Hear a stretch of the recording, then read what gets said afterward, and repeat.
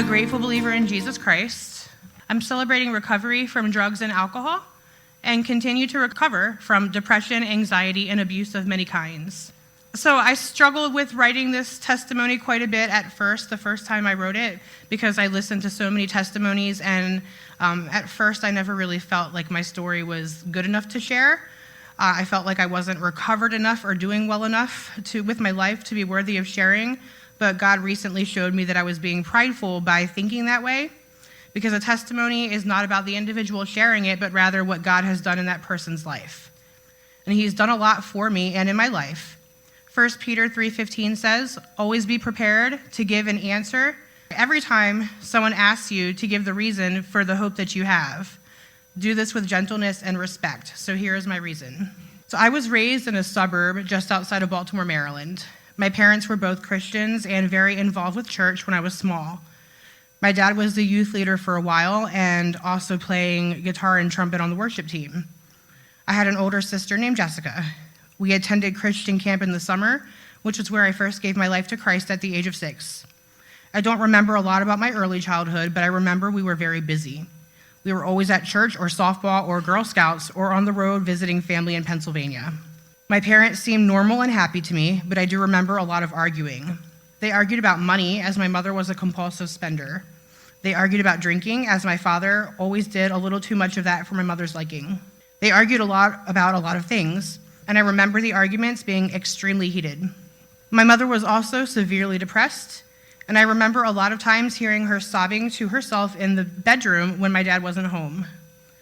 When they argued, my dad would scream very loudly and call her terrible names. I remember many times he left the house slamming the door behind him and didn't come back for hours. There were also times my dad would leave in one car and my mother would pile us into the other car and we would take off following behind him. This was when he had been drinking and she was nervous about him driving inebriated. In 5th grade, Jessica and I started noticing some odd behavior. My dad was suddenly around less, and when he was present, he was in his home office with the door closed. He worked for Social Security Administration and would sometimes travel for work, but he seemed to be doing this more frequently all of a sudden. We started paying close attention to everything going on around us. In fact, we pretended to be spies. We had a notebook, and we would take down notes about what we had observed each day.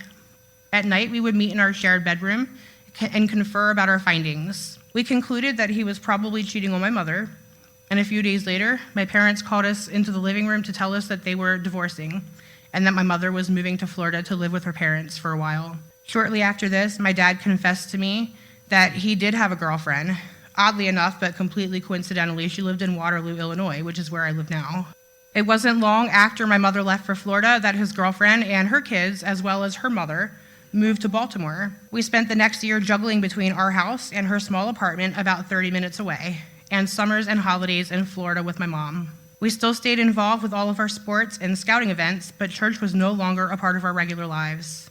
I had a close friend named Heather, who would become my god sister later, whose parents would take me sometimes. But we also went whenever we were away at my grandparents or in Florida with my mom, but we started to go to more karaoke bars and country clubs on the weekends with my dad instead. Even some weeknights were spent in the bars with my dad and his girlfriend. I remember my sister and I feeling very confused during this time. My dad was getting angrier a lot more, and all of the juggling between homes was making us very anxious.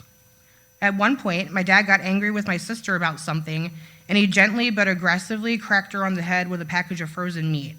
It did not injure her seriously, but it shook her up, and she told the school counselor. I know that the counselor determined there was no reason to report him to CPS, but the whole incident caused a major family dispute, and we almost ended up living with my grandmother for a while. That ended up not happening, though. My mother was not happy with the way we were being raised, so she moved closer to us in Pennsylvania with my father's family. My dad and his girlfriend started arguing a lot, and we were in the middle of some very tense situations. They broke up eventually, and he was soon involved with another woman, this time over an hour away. He spent less and less time at home, and my sister and I spent more and more time alone. I would spend a lot of time at Heather's house, and my sister would spend a lot of time chasing after the attention of neighborhood boys. One day when I was 11, she had some of them over the house when we were alone. They wanted to fool around, but I was there. I was told that if I did not go into the bathroom with one of the boys and do what he wanted me to do, then they would tell my dad that I had company over and I would be in big trouble. My dad had a reputation for being very explosive when angry, and I was terrified of such repercussions. I went into the bathroom, and although I did not lose my virginity, I did more than any 11-year-old girl should ever know about doing. The neighborhood boys came over a lot that summer. I tried to be away as much as possible, but fooling around with older boys became a pretty normal occurrence for me the next couple of months. The next few years were very hard. My dad married his girlfriend, and she moved in with us. She was sweet at first, but made it very clear many times that she never wanted children. This would become an issue as the years progressed. There was lots of fighting in our home. My sister and Christine never got along, and there were very many late nights spent listening to fighting and arguing between the three of them, or just my dad and stepmother. My dad's anger seemed to become more and more prevalent. He never beat me badly or anything, but he said and did things that were degrading and humiliating, and it made me very sad and uncomfortable to be around. It didn't take much to make him angry, and he didn't have many boundaries with his words or actions. He used to grab us by our hair and drag us from room to room if he wanted us to be a certain place or we weren't where he needed us to be at a specific time. He'd grab us by the hair and drag us. And sometimes that would happen when we were in the bathroom or, other places where we were to be allowed privacy. He just didn't have many boundaries. It was pretty degrading. So being called useless or stupid was a regular scenario. Basically, if he called for us, we'd better run or we were getting dragged by the hair. And if we didn't come fast enough, he was calling us horrible names. So I spent most of middle school away from home as much as possible. I went to Heather's or my mother's or a friend's house. I stayed busy with sports and Girl Scouts, and I tried to escape as much as I could. Sometimes Heather and I would go to youth group or church with her mother. If I went to my mother's, we would go to church as well. She actually insisted that we go. It was not negotiable in her home. It still was not a part of my daily life, though, and I remember starting to actually dread going. I thought that I could pray on my own time, and I didn't need to go to church to know God. I felt like it was a waste of time. I'd rather be sleeping late or socializing than being forced to attend church. I started hanging out with a different crowd of peers at school, the ones who were all black and experimented with Wicca. They were called the Goth Kids. I started smoking cigarettes and occasionally drinking in my friend's attic. I became very interested in sex and became very promiscuous with boys and girls. I didn't always feel very welcome at home, but I liked the attention that I got in my social life, and I enjoyed the rush I got from drinking and partying with my friends. This carried on into high school, where I also started smoking marijuana. I wasn't participating in Wicca anymore, but I was still very into partying and almost never went to church. I don't know how I ever graduated, to be honest, because I seldom did homework and I was not a good student anymore. I actually failed Algebra 1 2 times. I don't remember a lot from high school, but I remember a lot of sex and a lot of pot. I had a steady boyfriend for most of high school and several very close friends. We all came from broken home situations and spent a lot of time escaping together. At home, there was a lot of arguing if my dad and stepmom were home, and if they weren't, my sister and I were probably fighting. I remember feeling overwhelmingly sad all the time. I struggled a lot with my self-image because I was heavier set than the other girls, and I never felt pretty enough to fit in with them. I was so starved for positive attention that I would accept it from anyone, and thus began my journey with codependency. When I was in 10th grade, my sister moved out. She joined the National Guard and went to live with my mother. With just me and my dad and stepmom at home, it seemed like I became the main outlet for frustration.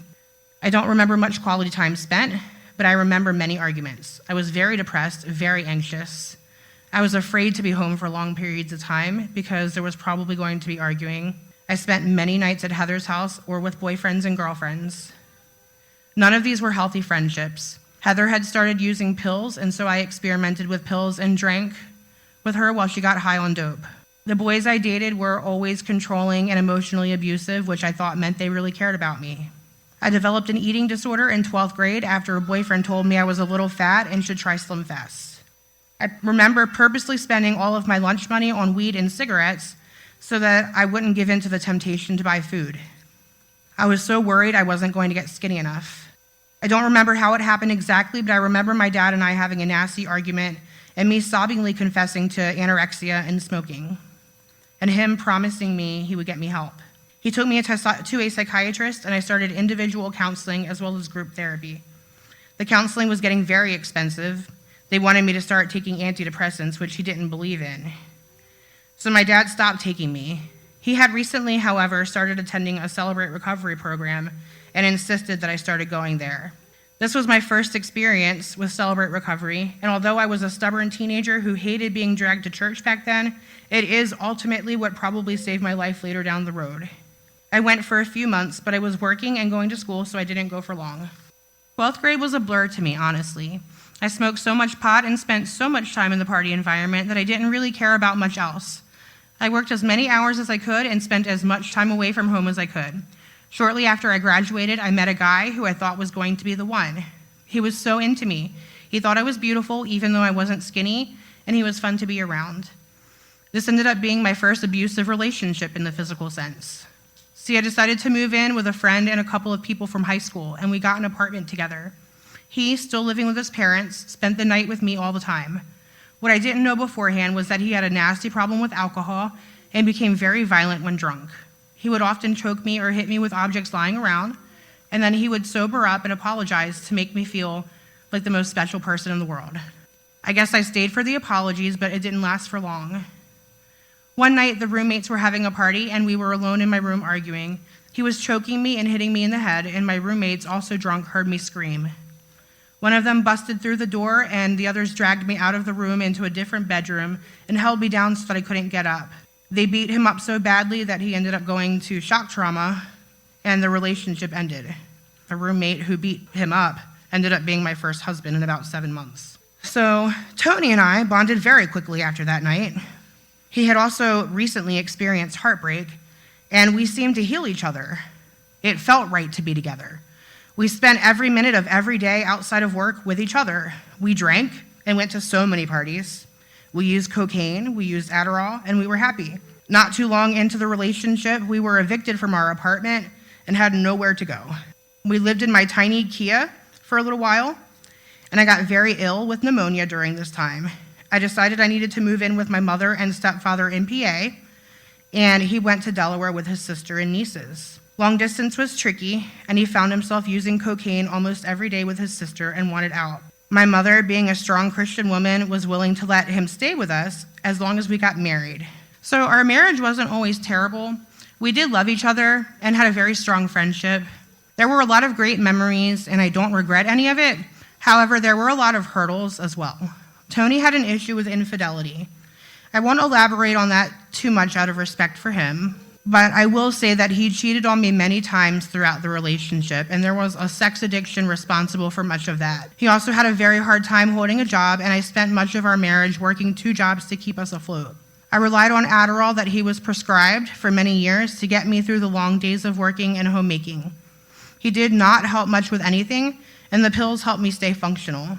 There was also tension because I was told that I could not get pregnant at the time, and hearing this set my depression off. Seeing my sister and friends all have babies and not being able to have any of my own was very difficult. Eventually, God did bless us with 2 beautiful children, but there's a whole new set of hurdles that came with that. During the tail end of each pregnancy, I discovered affairs that were taking place between him and girls who were supposed to be close to me. The first time with my son, we worked through things, but when it happened again with my daughter, it was way worse than the last time. Plus, I had severe postpartum depression. My mother was also recently placed on hospice with cancer, and I was not in a stable mental state. I started drinking and using pills as soon as I finished nursing, and spent many, many hours sobbing on the bathroom floor wondering why I wasn't good enough to be loved completely or exclusively. I tried to get what I thought was the root of it. We would fight, and he would somehow use his addiction to justify his affairs, and make it as though I was the one who was out of line for expecting fidelity. I started to think that maybe I was wrong. Maybe I was expecting too much. Maybe he should be allowed to stray, as long as he returns to me each night. We never had much of a conventional marriage anyway. Our years of partying together led to many nights of questionable decision-making, and it was not uncommon for us to bring home another girl during those times. It had been a long time since we had done that, since we were parents now, and because these encounters always led to jealousy and broken boundaries, as well as broken hearts. I wanted my husband to be happy, though, and I was willing to try anything he wanted. At this point in time, I had lost all my faith, and I was considering myself agnostic as well. After many arguments, we agreed to an open marriage, and nothing was right after that. The Hail Mary pass had fumbled, and everything fell apart at once. I used alcohol and pills to cope, but my depression caused me to miss too much work, and I was fired from my job, which was a wonderful, well-paying job with amazing benefits. This meant I was also losing my car, which was a benefit from the job. We were also behind on rent, so we got evicted from our apartment again.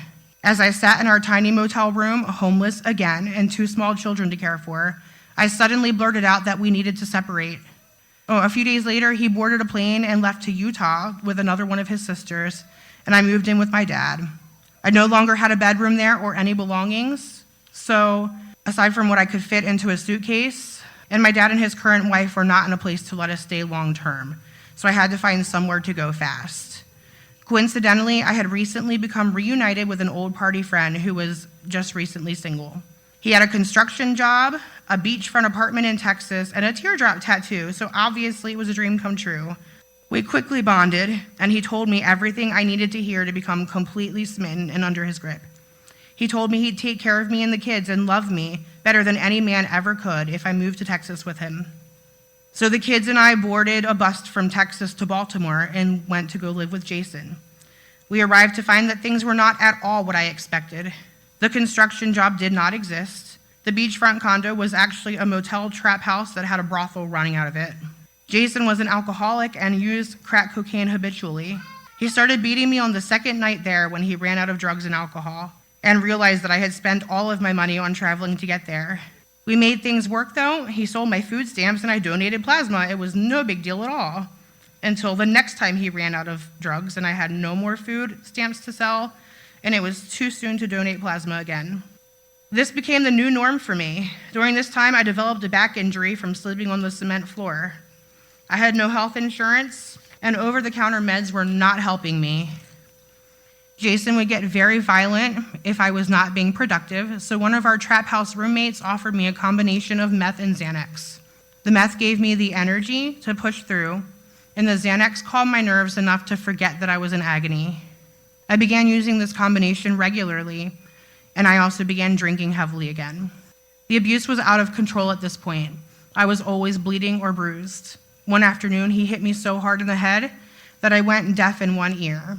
This was 7 years ago, and my hearing still flickers in and out from time to time. He kicked me in the stomach and continued kicking me until I was barely able to walk.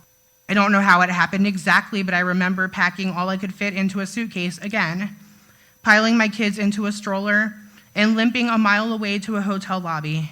Somehow or another, I must have been involved with talking to my dad because he had made arrangements with the hotel manager for me to stay there. The details are a blur, but somehow my ex-husband's sister had also gotten involved and had gotten us bus tickets to get to Utah.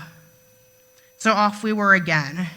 I was detoxing, black and blue, bloody and half deaf, but we made it safely. I quickly found a job and a place to live in Salt Lake City and stayed there sober, mostly. They're a dry state, so drinking was not an issue, and I didn't know anyone, so that helped too. However, my mother passed away 3 weeks after moving there, and that was very hard. I held strong for a little while, but I eventually did relapse on meth, which is one of the factors that led me to Illinois. We stayed almost a year in Utah, but it was very difficult to establish ourselves with a good school for my son, who's autistic, and stable housing. So I packed up my kids and our suitcases again, and off we took to Waterloo, Illinois, where my grandmother was staying and needed someone to help take care of her. I was very emotionally beaten down at this point. I was depressed, on and off of drugs and alcohol, hopeless feeling, and just very broken. To make things worse, Heather soon overdosed on heroin and passed away. I started drinking every night again and secluded myself from everything and everyone. I did go to church weekly with my grandma, but I never felt anything when I went at all. I did not enjoy going. I was very uncomfortable. I took to dating sites and started making new friends, boyfriends. I worked and took care of my kids and my grandmother, but I was so mentally absorbed in my own funk that I was not really there even when I was home. I did manage to complete CNA school during this time, which gave me a sense of fulfillment for a little while, but I still felt empty. I fell in love with another boy, and after a few months of dating, we moved into an apartment. Shortly after this, he started beating me too. He would beat me in the car on the way to work, then make me wear sunglasses and tell my boss I had been in a bar fight. He would show up at my job and stalk the entrances, asking my coworkers as they walked to their cars where in the building I was. He had GPS enabled on my phone, and if I hit a dead spot in the building, he would call the front desk and ask them to verify that I was still at work. He also introduced me to crack cocaine and would insist that I would get high and drink with him, or he would get violent. This lasted almost a year until a nurse at work intervened. She saw me come to work with 2 black eyes and a broken nose and talked me into escaping. With the help of her and the Freeburg Police Department and a women's domestic violence shelter, the kids and I escaped, and I was able to keep him out of our apartment due to violence. I continued jumping from boyfriend to boyfriend and continued drinking regularly, but did not use cocaine or meth again for a while. I had an on-again, off-again boyfriend named Steve who was a meth and fentanyl addict. I thought I could lead him down the right path, but I learned quickly that I could not. I found a brand new CR program that was launching, and Steve and I attended the first and second meetings together. I thought things were going well. Galatians 6:1 warns us that we should try to restore those caught in sin, but watch ourselves so that we are not also tempted. Eventually, I was tempted again. On June 25th of 2021, I had to take Steve to rehab. He was running from parole, and rehab was the only way to keep him out of prison. On the way, we met a buddy of his, and the buddy gave us some meth. I got high with him and almost overdosed. I remember passing out in the passenger seat, throwing up everywhere, and him telling me, "Oh, good, you woke up. This was cut with fentanyl, and I thought I was losing you." I don't really remember how I made it home that day, but I remember feeling so sick with shame and guilt. I remember pleading with God to please deliver me from this depression and addiction. I remember promising God, if he lets me off the hook with the legal repercussions of my helping Steve, that I would never get high or go back to Steve again. And that was on June 26th of 2021. And I have been clean from all narcotics and alcohol since that date. I found an amazing accountability partner who's sitting back there with that baby. And we got baptized together that summer, recommitting our lives to Christ and beginning this wonderful healing journey. I have also been free from abusive relationships since that day and have been faithfully and committed member of my church since then. I've been able to obtain a teaching certification during recovery and have mended many relationships. My ex-husband and I have been able to peacefully and successfully co-parent as roommates without any animosity. There are stresses that come with that, but there is no anger, and I have been able to forgive everything he did to hurt me. It is liberating to forgive, and God has done that for me. I still struggle with mental illness, but with God as my foundation, I am no longer captive to these things. I no longer sit and plan my next high or next drink. I instead plan the next church potluck or work the next 12-step study program for my CR. My children used to see me fall into my pillow sobbing every day and drinking what I called my mommy juice out of the glass that held an entire bottle of wine. Now they see me on my knees at the altar, serving actual juice to kids in the nursery. I'm a much more active parent also. I recently became the Girl Scout leader of my daughter's Girl Scout troop and had the honor and privilege of volunteering at their church summer camp this past year. I am still a mess, but I have learned that God is really good at cleaning up messes if we allow him to. Isaiah 1:18 tells us that he will make your sins as white as snow, and he is doing that. God has shown me that my trials and my testimony can be used to help others, and recently made a way for me to begin working a degree in biblical counseling. I have a lot of work to do still, but I am determined to stay the course. I have seen what life is like when I get lost in the world, and I never want to go there again. I know that there is much room for improvement, but thanks to his mercy and his grace, I was given the opportunity to live a life that my children can be proud of and that honors the Lord. Through attending Celebrate Recovery faithfully, working the 12 steps, and devoting my life to serving Christ, I have found so much more peace than I've ever felt. Living for Christ does not mean we won't struggle anymore, but I have learned that when we keep him at the forefront of our lives, he will always carry us through. I have been met with challenges of many kinds, even since rededicating my life. But God has met me with a solution every single time. I know this is just the beginning, and I can't wait to see what God does and how he uses me in the future. Thanks for letting me share.